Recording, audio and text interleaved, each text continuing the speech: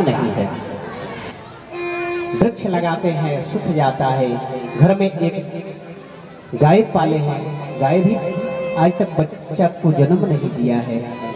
मोहल्ले में पंडित जी का उपहास सब कर रहे हैं।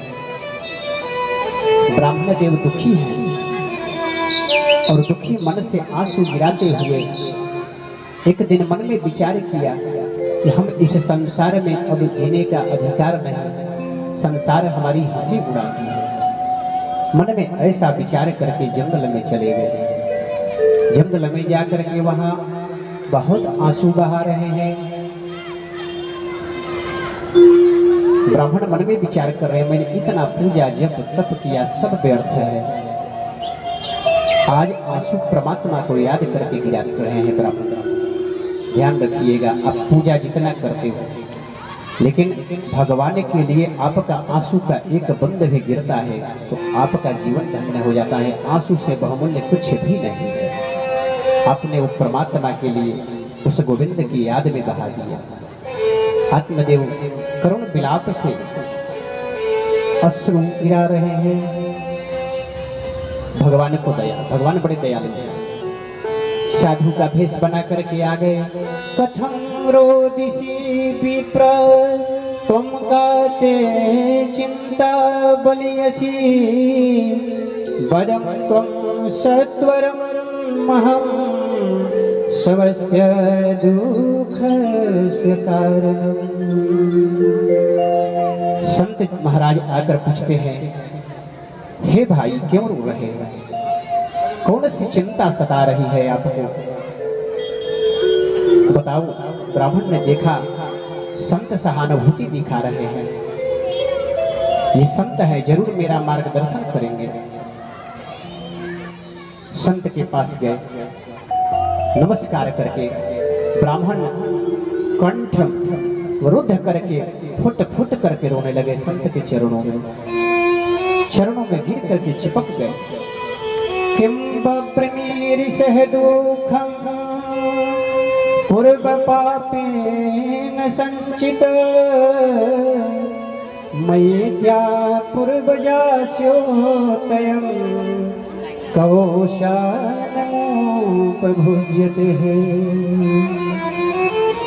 महाराज क्या बताएं, मैं अपने मन की बात आपको बताता हूँ। न जाने कितने पूर्व जन्मों का पाप मेरा उदय हो गया है, क्योंकि इस जन्म में मैंने बहुत यत्न किया, भगवान का भजन किया, सब कुछ किया हूँ।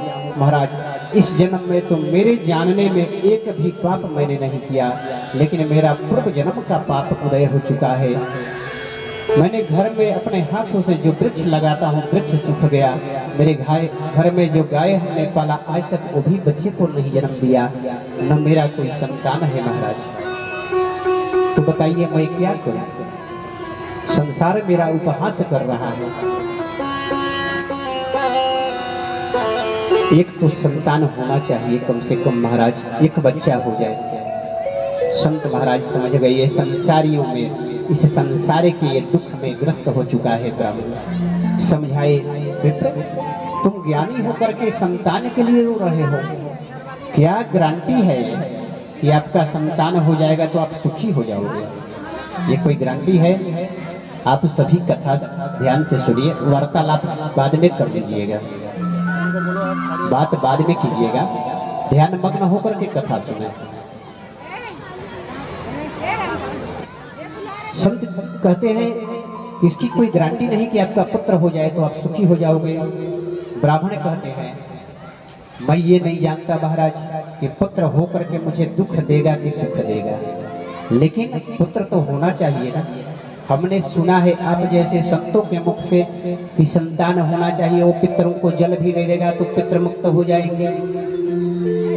इसलिए आप जैसे परम संत का दर्शन हुआ है तो कृपा करके पुत्र का मुझे फल दे दीजिए। मोचन ज्ञानम प्रजारूपम बलिष्ठा कर्मणो गति विवेकम तु सभासाध त्यज्य संसार वासना। संत जी कहते हैं ब्राह्मण क्या बेटा बेटियों के चक्कर में पड़ा हुआ है। अरे यहाँ संसारियों को कितने 10-10 पुत्र हैं, फिर भी उनको एक गिलास जल भी देने वाला कोई नहीं है। तू इस संसार में पुत्र और पुत्रियों के चक्कर में पड़ करके रो रहा है। अरे रोना भी है तो उस गोविंद के लिए रो लो, जो जिंदगी के साथ भी और जिंदगी के बाद भी इस संसार में जितने रिश्ते नाते बनाते हो, ये रिश्ते नाते यही बनता है और यही बिगड़ जाता है। ध्यान रखिएगा, जिससे आप अनन्य प्रेम करते हो वो आपको छोड़ देता है और वही दुख का कारण हो जाता है। मोह में ग्रस्त करके आप इस संसार में दुख झेलते हो। हे ब्राह्मण, आप उस परमात्मा से प्रेम कर लो जो एक पुत्र नहीं लाखों पुत्र पे भी उभारी है और वो आपको कभी छोड़ेगा भी नहीं। तो संसार के पुत्र के लिए क्यों मर रहे हो?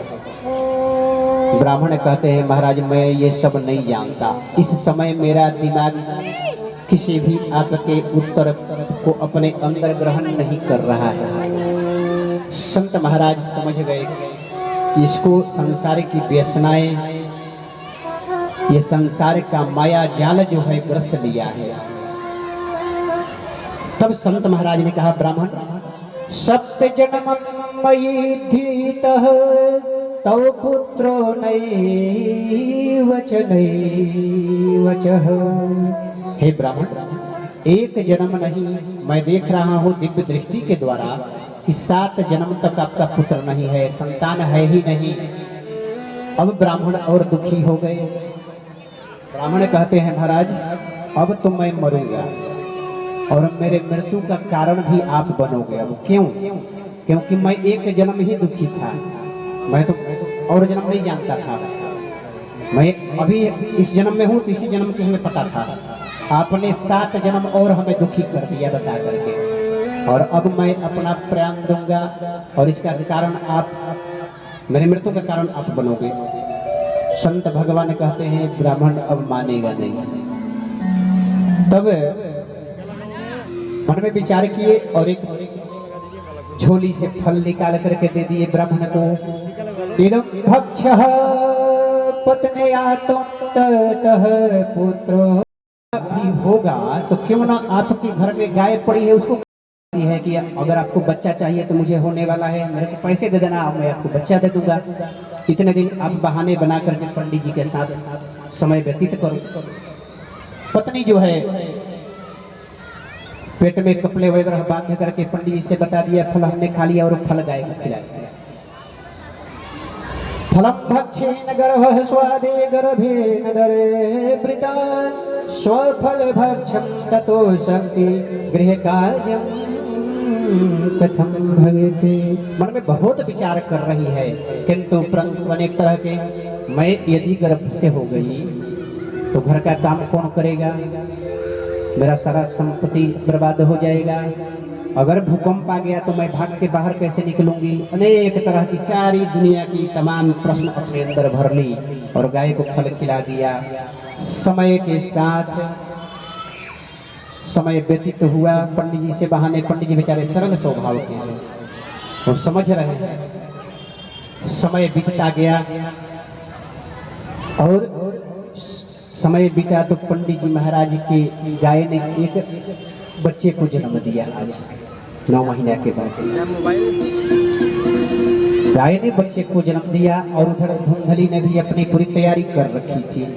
बहन के यहाँ उसी समय बच्चा हुआ, वो बच्चे को लेकर के आ गई। महाराज बधाई हो, पुत्र हो गया। आज ब्राह्मण बड़े प्रसन्न है, एक भी संतान नहीं और आज घर में 2 संतान है। पत्नी ने भी पुत्र को जन्म दिया और सौभाग्य देखिए गाय ने भी बेटे को जन्म दिया है। दोनों का नामकरण संस्कार पंडित जी ने करवाया। गाय का बच्चा है, उसका कान गाय की तरह है, शरीर तो मानव का है लेकिन कान जो है वो गाय का है। इसलिए पंडित जी विचार किए, उनका नाम रख दिए गौकर्ण। अब जो धुंधली का पुत्र है लेकर के आई है, उसका नामकरण पंडित जी नाम रखने के लिए चले तो पत्नी बोल रही नहीं महाराज, अपने गाय के बच्चे का नामकरण किया। मैंने 9 महीने गर्भ में रखा इसको, मैं इसका नाम अपने तरीके से रख दूंगी। पंडित जी महाराज ने कहा ठीक है रख दो। तो उसका नाम है धुंधली। तो धुंधली का जो पुत्र हुआ उसका नामकरण किया धुंधकारी। धुंधली से धुंधकारी उत्पन्न होता है। समय व्यतीत होने लगा, ब्राह्मण को चारों तरफ से बधाइयां मिल रही है, पड़ोसी भी प्रसन्न है। आज बधाई हो पंडित जी, देखिए प्रभु की कृपा, आज आपके यहाँ 2 संतान हैं, 2 बच्चों के आप पिताजी हैं। नामकरण संस्कार हुआ, विद्या अध्ययन करने के लिए 5 वर्ष की अवस्था में उनको भेजा गया गुरुकुल में। कियत काले ततो जातो तरुणो तन्या बुभूव गौकर्णो पंडितो ज्ञानी धुंधकारी महाखलः। समय व्यतीत हुआ, दोनों को शिक्षा अध्ययन करने के लिए पंडित जी ने भेजा। अब गौकर्ण जो था वो तो धर्म के द्वारा हुआ है ना, और ये छल से आया है धुंधकारी। तो गौकर्ण पंडित ज्ञानी हुआ, कम समय में सारी विद्या प्राप्त कर लिया, और धुंधकारी उतना ही महाखल हुआ। संतान उत्पन्न जो करने की विधि है वो धर्म के द्वारा यदि पुत्र हुआ है। गर्भवती माताएं जो भी वो कथा श्रवण करती है, सत्संग करती है, मंदिर में भगवान का दर्शन करती है, तो उसका पुत्र गौकर्ण जैसा होता है। बेभिचारिणी अगर होगी तो उसका संतान खल धुंधकारी की जैसा होता है, तो धुंधकारी ही बनता है बड़ा होकर के। अब महाराज गौकर्ण पंडित हैं, विद्या अध्ययन करते हैं, अनेक शास्त्रों के ज्ञाता बन गए। अशौचानम शौचस्त्वः प्रगवादश्च भाषे गतासु न गतासु च न शोच्यन्ति पंडितः।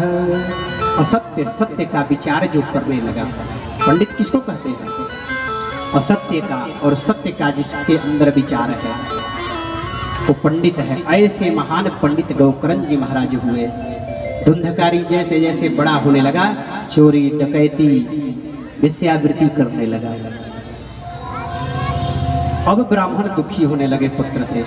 गौकर्ण शिक्षा अध्ययन वेद अध्ययन करने के लिए बाहर चले गए, काशी में, बनारस में। धुंधकारी इधर उत्पात शुरू कर दिया, घर में बड़ा हो गया। अब पिताजी को प्रताड़ित कर रहा है, रोज पैसा दो, जुआ खेलता है, दारू पीता है, मदिरा पान करता है, वेश्यागमन करता है। पिताजी अब उससे दुखी होने लगे। पैसा नहीं देते हैं तो थप्पड़ भी मारने लगा धीरे धीरे। अब पिताजी परेशान होकर के कौ तिष्ठामि कौ गच्छामि कुमे दुःख भयोप्यहते प्राणा त्यज्यामि दुःखेन हा कष्टं मम संस्थितम्। ब्राह्मण वन में आज विचार कर रहे हैं, भगवान अब कहाँ जाऊं मैं, क्या करूं? अब इस शरीर में प्राण को रखने का कोई फायदा नहीं। अब तो पुत्र ही मेरा सब कुछ नष्ट कर रहा है। बड़े दुखी है, प्राण दे दूं मैं। पुत्र के इन दुर्गुणों से दुखी ब्राह्मण आज मरने की सोच रहे हैं। जब अत्यंत दुखित होकर निकल पड़े, घर त्याग दिए। देखो ध्यान रखिएगा, ब्राह्मण पहले भी दुखी थे जब संतान नहीं था। संत महाराज ने कहा था कि संतान से सुख नहीं होता, और आज जब संतान हो गया तो संतान के कारण प्राण त्यागने जा रहे हैं। पहले जा रहे थे संतान नहीं था, और आज जब संतान हो गया तो प्राण त्यागने जा रहे, दुखी होकर। उस पुत्र से क्या फायदा जो माता पिता की सेवा न कर सके? उसको पुत्र कहलाने का भी अधिकारी नहीं है। संतान तो वही है जो माता पिता की सेवा करे, बड़ों का सम्मान करे। धुंधकारी जैसा पुत्र होने से तो अच्छा है वो बिना पुत्र के ही रहे। सनत कुमार कहते हैं नारद जी से, ऐसा धुंधकारी दुष्ट प्रवृत्ति का है। पिताजी निकल पड़े, मार्ग में गौकर्ण जी विद्या अध्ययन करके आ रहे थे, मिल गए। पिताजी आप इतने दुखी मन से कहा जा रहे हैं, गाय का पुत्र है गौकर्ण, लेकिन धर्मवत है, ज्ञानी भक्त है। हे चन्द्रस्य सुखं किञ्चित् सुखं चक्रवर्ती न सुखमस्ति विरक्तस्य मुनिराकान्ति जीवनः। पिताजी, संसार में सभी दुखी हैं, क्योंकि यह संसार दुख रूप है। मैं कल बताया था कि संसार का नाम दुखालय है, ये दुख का घर है। गोकर्ण महाराज कहते हैं, पिताजी ये संसार में सब दुखी है, ये संसार ही दुख का घर है, और इसमें आप रह करके सुख की कामना करते हो, ये गलत है। सुख कैसे मिलेगा? सुखी तो केवल एक ही है, जो समस्त इस संसार की तमाम आग्रह विग्रह सबको त्याग करके मोह माया के बंधन से मुक्त होकर के उन गोविंद के चरणों में जो प्रीति लगा लिया है, प्रेम कर लिया है, इस संसार में वही सुखी है। तन दुखी मन दुखी धन से रहते उदास, थोड़े थोड़े सब दुखी सुखी राम के दास। भगवान से आप प्रेम लगा लिए तो आप सुखी रहोगे, अन्यथा इस संसार के बंधन में ग्रस्त करके दुख ही भुगतना पड़ेगा, आपको दुखी रहोगे। गोकर्ण महाराज आत्मदेव जी को, आज पिताजी को पुत्र ज्ञान दे रहा है। ये संसार की माया जाल से मुक्त हो जाओ पिताजी। आत्मदेव ने पूछा, बेटा तो मैं क्या करूं, बताओ। मैं इस संसार से मन हटाना चाहता हूँ, पर मन लगता नहीं। क्यों? क्योंकि मन तो हमारा बंध चुका है पुत्र के मोह में। पुत्र लात भी मारता है, गाली भी देता है, फिर भी उस पुत्र के मोह के बंधन में